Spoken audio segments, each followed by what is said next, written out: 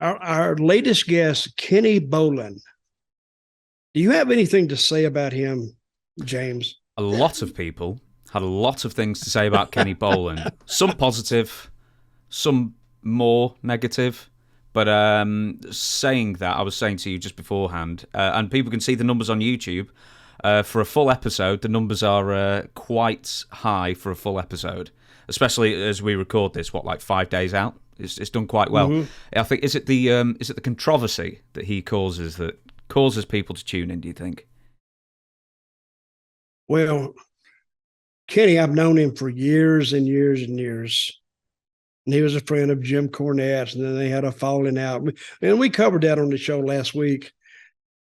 That Kenny, if he could get as much heat on the floor where the fans are as he gets in the dressing room, I mean, he'd sell out everywhere.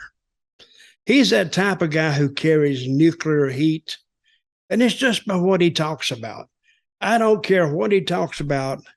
It's going to be controversial. He could say something about a 56 Chevy, but he would say it in such a way you'd get mad at him, kind of, you don't know nothing about cars. And when he talks politics, people want to strangle him. Even the people who agree with him want to strangle him. But he's never at a loss for words, as you could plainly see last week. He was constantly talking over me, and I said, "Shut the F up, please." And then he did come back and said, "Yeah, well, maybe I did. Maybe I did maybe step on you a little bit." I said, "Step on me? Hell, you were stomping." but anyway, good guy, and I won't apologize for some of his language, but we did put a warning up because I knew that he's a little potty mouth sometimes. And we did put a warning up. And he even said, "Yeah, well, I need to watch." I talked to him last night. He said, I do need to watch my language. So we may have done a good thing in his life. You think he's turning a corner? Well, he didn't have to turn the corner. He can just slow down and get into the corner.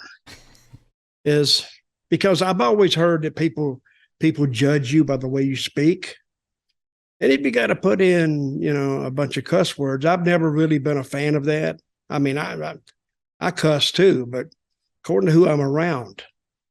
Because if I'm around women or kids or whatever, I don't cuss because I respect them enough not to do it, even if I don't even know them. I wouldn't bring myself to say some of the words that Bolin said.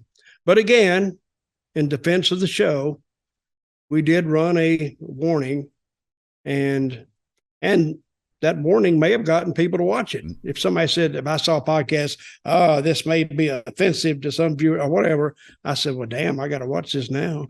See what the heck they're going to say.